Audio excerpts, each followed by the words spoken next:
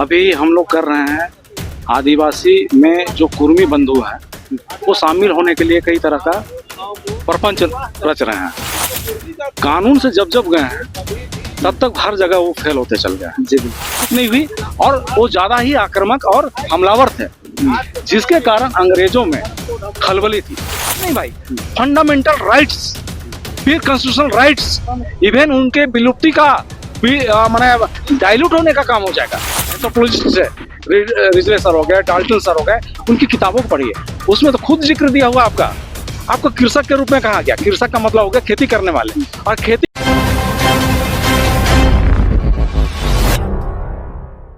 कुर्मी समुदाय जो है लगातार विरोध कर रहे हैं इन तमाम चीज़ों तो आप पहले भी अवगत थे। आपको बताते चले कि 22-23 में उनके द्वारा जो है रेल का आंदोलन किया गया था। इसके साथ ही अब जो है वो लगातार इसका विरोध भी कर रहे हैं, लेकिन अब इसके जो है विरोध में अब आदिवासी समुदाय भी आ गए हैं कि कुर्मी को जो है आदिवासी में शामिल नहीं होने देंगे। इन तमाम चीज़ों को लेकर लगातार उनका विरोध भी चल रहा है। और 12 तारीख को जो है तमाम आदिवासी संगठनों के द्वारा जो है फुटबॉल स्टेडियम मैदान में जो है वहाँ पर आकर के जो है हुंकार रैली का भी आयोजन किए थे और कुर्मी समाज को अवगत भी कराए थे कि आपको हम जो है आदिवासी अनुसूचित जाति में कभी शामिल नहीं होने देंगे। इन तमाम चीज़ों को लेकर अब बताते चले कि विभिन्न आदिवासी संगठन भी जो है अब इसको लेकर रेस में है और अब जो है 17 अक्टूबर को जो है प्रभात तारा मैदान में अब उग्र आंदोलन करने वाले हैं। इन तमाम चीज़ों को लेकर के हम आदिवासी नेता से जुड़ेंगे, इनसे भी जानेंगे क्या कुछ कहेंगे इन चीज़ों को लेकर के। सबसे पहले तो ये बताइए कि आज प्रभात तारा मैदान में आप प्रेस कॉन्फ्रेंस भी किए, लेकिन 17 तारीख को क्या कुछ ऐसा बदलाव होगा झारखंड के, क्या कुछ इतिहास लिखने वाले हैं?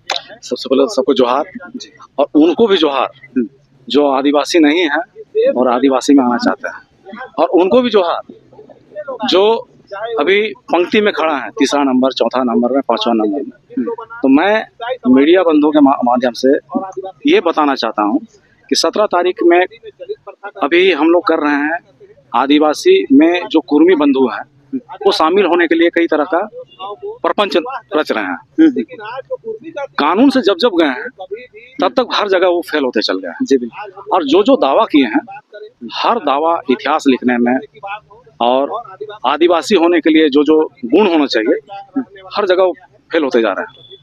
अब क्या है कि दबाव बनाना चाहते हैं, और दबाव और एक ऐसा माहौल बनाना चाह रहे हैं कि हम लोग आदिवासी हैं, जो बिल्कुल साफ नजर आ रहा है।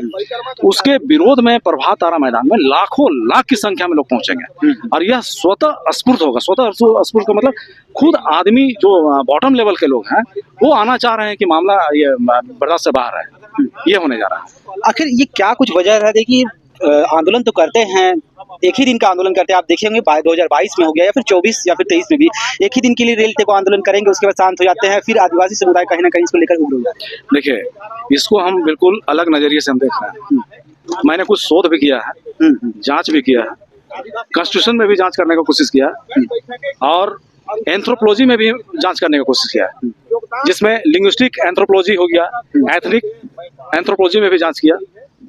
मामला कुछ गंभीर है। हो क्या रहा है कि अंग्रेज के समय जो डाटा कलेक्ट किए गए जातीय समूह से, और जिसको जनगणना भी कह सकते हैं, उनका डाटा कलेक्ट करने का तरीका और पर्पस क्या था, इसको हमको समझना होगा। अंग्रेज के समय शासन जो डाटा कलेक्ट किए बंगाल प्रेसिडेंसी में, उनका डाटा कलेक्ट करने का मकसद था लोगों को कंट्रोल करना और पहचान करना, क्योंकि हमारे जो भी पुरखे थे, जितने विद्रोह किए, वो आक्रामक थे और भाषाई दूरी थी। मतलब अंग्रेजों का भाषा और हमारे पुरखे का भाषा अलग, इसलिए बातचीत नहीं हुई, और वो ज्यादा ही आक्रामक और हमलावर थे, जिसके कारण अंग्रेजों में खलबली थी। तो बड़े बड़े एंथ्रोपोलॉजिस्ट को लगाए और भाषाई जांच करवाए, एंथ्रोपोलॉजिक डाटा लिए, ताकि हम इनको कंट्रोल कर सकते हैं। और ये सतर्क हुए कब से? ये सतर्क हुए आपको 1857 की जो क्रांति हुई, उसके बाद से ये सतर्क हो गए। और अंग्रेज जहां भी थे हैं, सोचिए ना, मुट्ठी भर अंग्रेज भारत में 30 करोड़ से ज्यादा लोग, वो कैसे कंट्रोल किए? वो डेटा लेने के बाद प्लानिंग करने के। लेकिन अब उस डेटा के आधार पे अब कई लोग दावा कर रहे हैं कि हम भी आदिवासी हैं, तो गलत चीज है। और फिर एंथ्रोपोलॉजी में हमने देखा कि 2-3 शब्द हैं जिसको हर लोगों को जानना जरूरी है। एंथ्रोपोलॉजी में एक शब्द आता है जनजातिकरण। जनजातिकरण का मतलब कोई आदिवासी समुदाय के साथ लंबे समय के साथ में कोई दूसरे समुदाय का साथ रहता है तो आदिवासियों का कई गुण उसमें आ जाता है। संस्कृति, भाषा, बोली, व्यवहार, रीति रिवाज, इसको कहते हैं जनजातीकरण। फिर एक कहते हैं असंस्कृतिकरण, मतलब हमारा जो संस्कृति है लेकिन मैं आदिवासियों के साथ रह रहा हूँ तो क्या है, मैं अपनी संस्कृति को छोड़ता चला जाता हूँ। इन सब से क्या हो रहा है कि आदिवासी क्षेत्र में अन्य जातियों में भी कुछ अन्य जातियां जो अभी चाह रहे हैं, उनकी मनसा है, वो लाइन में लगे हैं कि जिनमें जनजातीकरण हुआ है, आदिवासी के कुछ लक्षण आ गए हैं लेकिन आदिवासी तो है नहीं, लेकिन वो भी अब चाह रहे हैं कि मैं भी आदिवासी बनूं। लेकिन एक आप जनजातीकरण के इफेक्ट में आए और एक ओरिजिनल जो आदिवासी है, दोनों में अंतर है। इस चीज को हम लोग चाह रहे हैं कि सभी लोग को जाने। और जो मैं बोल रहा हूँ, मैं अपने से नहीं बोल रहा हूँ, ये मानव विज्ञान की किताब में दिया हुआ है, इवन ये भी दिया हुआ है, इसको भी सुन लीजिए। ये मानव विज्ञान की किताब में इसकी भी चर्चा है कि आदिवासी क्षेत्रों में भारत में हर जगह जो आदिवासी नहीं है लेकिन कुछ चीजों से संक्रमण हुआ, वो चाह रहे हैं कि मैं आदिवासी बनूं। लेकिन इससे क्या होगा, आदिवासी के जो फंडामेंटल नहीं, आरक्षण नहीं भाई, फंडामेंटल राइट्स, फिर कॉन्स्टिट्यूशनल राइट्स, इवन उनके विलुप्ति का भी माने डाइल्यूट होने का काम हो जाएगा।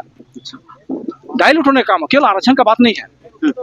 इसलिए इसमें कड़ा से कड़ा कानून बनना चाहिए कि जो जनजातीकरण से अगर किसी में इफेक्ट आया है आदिवासी का गुण, तो आदिवासी में नहीं जाना चाहिए। जी बिल्कुल, तो डेटा के बेसिस पे आप ऐसे बोल रहे हैं, अगर क्या लगता है कि वो अराजकता फैलाना चाह रहे हैं क्या? जिस तरह नहीं, अराजकता नहीं, देखिए अराजकता हम नहीं कर सकते हैं, वो भी समाज के लोग हैं, अराजकता इसको नहीं कहा।